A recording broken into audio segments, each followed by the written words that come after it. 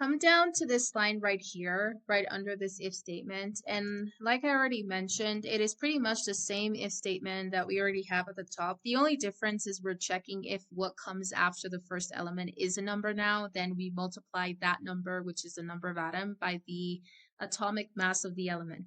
So we're going to repeat the same thing. You can pretty much copy paste. Actually, let's do that because we're going to copy. It's the same thing. The only difference is the compound, this last part right here. So you can copy paste again. I just copy pasted what was the top here and just change the part that says string C list 0 plus 1 is digit instead of false. Now we're going to say if it's true, which means we're dealing with compounds that are like these. So if we have Al2, SO3, again, I don't want to go with the AI suggestion because it kind of knows what I want to do. So this is like what we're talking about. If we had a chemical compound like that, the only difference that we spotted is if there was a number, and that's like this part here. If there was a number right after, so this section right here, if there's a number right after this chemical element in the beginning, then we're going to multiply that number obviously by the atomic weight. So we're going to hit enter, come down to the next line, and then we're going to do a sum again. So sum plus equal all over again. Again, the only difference, if you'd already realized it, is just here. That's going to be a difference because here, now that we've detected there's a number that comes after the element, so that means we're going to multiply the atomic mass of this element in the beginning by that number.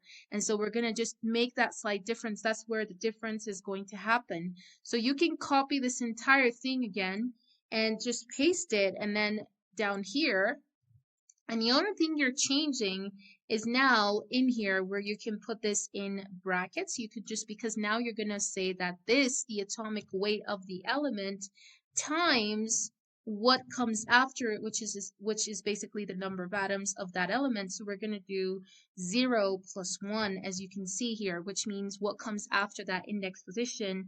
And then you just close the parenthesis. And everything else is the same. Nothing is really going to change except, oh yeah, there's something that's going to change. So here as well, you're going to say C list 2 because now you're going to what goes after it, which is obviously in this case again carbon. So C list 2, and then it's going to times -1. So it's not like C list what we had here 1. Remember why it's not 1? Because right now the 1 has been replaced with this atomic number, unlike here where it was just single and 1 was actually the element after, but 1 is now this atomic number.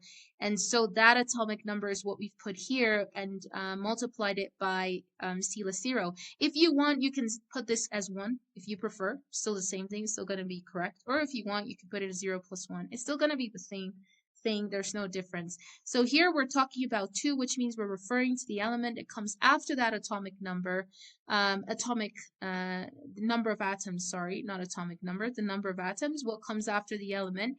And so we're talking about that element times -1, which obviously again is the same thing as we said before. It's basically timesing the number of atoms that is outside of the parenthesis.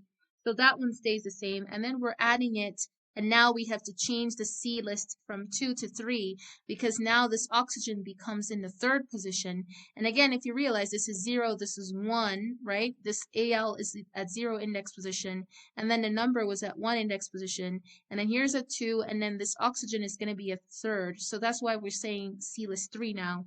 And so C list 3 is going to be times -2, which means times its number of atoms that's next to it, and then times -1, which comes at the very end of the list. So those are the only two couple of changes to do. And then, of course, we're going to break all of this, which means come out of the whole loop. And now the next thing we're going to do is to print and see what the molecular, that's pretty much it. So we just have to print what the molecular mass or weight is going to be for this compound. So what I'll do is I'll print here and I'll go print it in a color. And let's get a color code. So I'm going to copy this color code right here. But of course, I'm going to change it to a different color code because I want to do something different in terms of the color. And so I'll just do color. Perhaps I'm going to go with 208. You can choose any color again. Remember, it goes from 0 to 255, so 208 for me. And I'm just going to print saying the molecular weight of the compound is. So I'm just going to go saying that, or molecular mass. So I'm going to say the molecular, I'm actually going to write that as normal. The molecular weight of the compound, and you can specify what the compound is. Remember that it is stored as the right here. Remember at the beginning when we did ask them to confirm, it's stored as the variable called join. So you could indicate that as well here. Put a comma and put join and then just say is, and then you basically are going to bring out the sum, because remember that the sum is the one that actually calculates the molecular weight. So you can just put sum there. And then afterwards, I'm just going to print a nice ASCII art and just do that right here so it comes out really nicely. And then let's run it and see if this is calculating properly. So we're going to do a little test with some of the examples that we have in a worksheet that I actually have here, so we can see if this is calculating the molecular weight properly.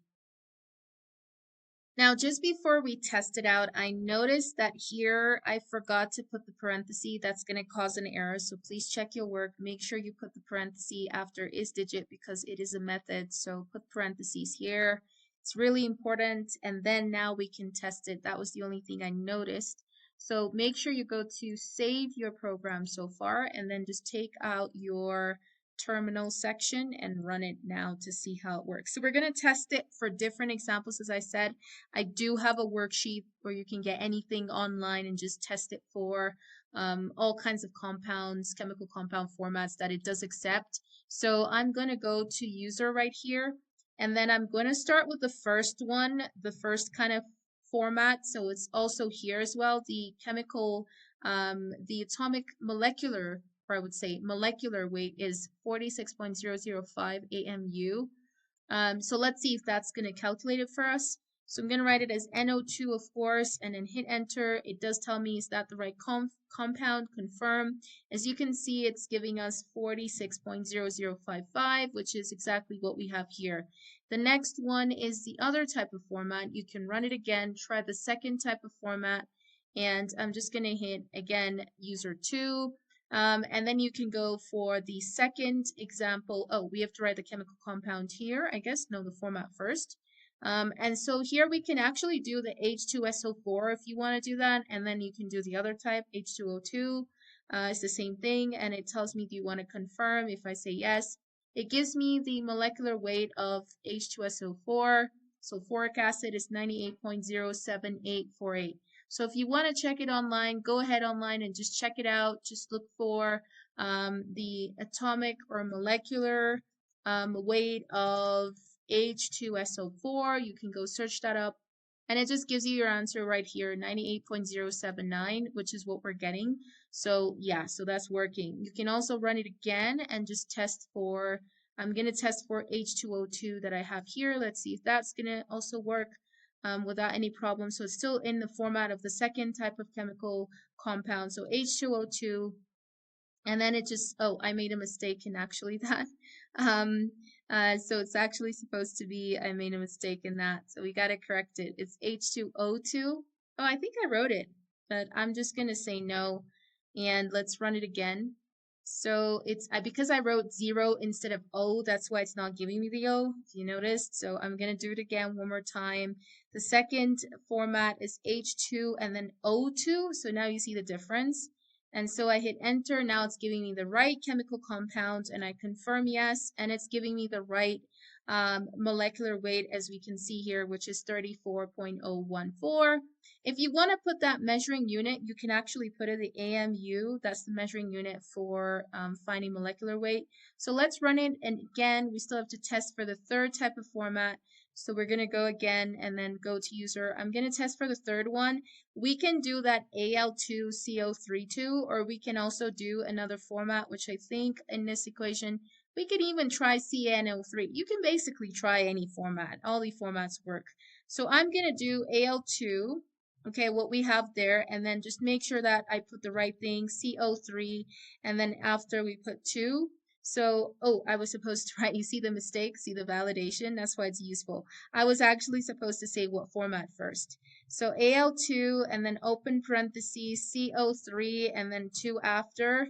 And yeah, that's the right chemical compound. I can confirm it. So it gives me a molecular weight of 173.98. You can go and find that out. So you can just say molecular weight of AL2, open parentheses, CO3. Just make sure that's all in caps. And then just to search it up online, there's this website where you can go and search stuff, and it gives me the same molecular weight that we just calculated, so that's correctly working. And then you can run again just to test other things. You can try, I'm going to do CaNO3 too, so let's try that one. And then we'll do the last format. So here we'll do CaNO3. I think it's going more with the, this one goes actually more with the fourth format. So we're actually doing the fourth format actually. So Ca, and then here we have NO3, right? Let me go back. CaNO3, and then we have 2 on the outside, and that's exactly how the equation looks like. So say yes, and then it's giving me 164.08, and that's what we have right here, so it is correct. And then the last try we can try out now is with the CrNO36. I believe that is also present here. There it is, CrNO36. We're supposed to get 424.020 as the molecular weight, so we can just test that out finally. And then everything seems to be working perfectly well. So the next part of this program is definitely to store all the information, basically store what the user is calculating in a text file and then convert that into a PDF, and that's where we're going to use that Aspose.words library, and then just ask the user if they want to download it as a PDF or a docs document depending on what their preference is. And then we're going to work on the administrator section, which is where we're going to apply the use of graph, because we're going to say if the admin logs in successfully, then the admin can see the stats to see how many users decided to opt to download for as a PDF or decided to opt to download as a docs. So let's try this last one. So we have CR and then open parenthesis NO3, and then outside we put 6 out, then we hit enter. That is the right one, so I'm going to confirm yes. And as you can see, it's giving you the right molecular weight of 424.025, and it's a really long number, so it's at 3 decimal places. That's how it's going to be. And that's pretty much it about this this program. So basically everything works perfectly, and it's basically displaying everything nicely and calculating the molecular weight of the chemical compound formats that this program accepts. So the next thing we're going to do is work on getting all this information stored in a text file and then converting it either to a PDF or docs, and allowing the user to have that downloaded and stored as a reference, maybe like a homework practice or anything else. So that's the next part of this program that we're going to be working on. So let's go to the next line.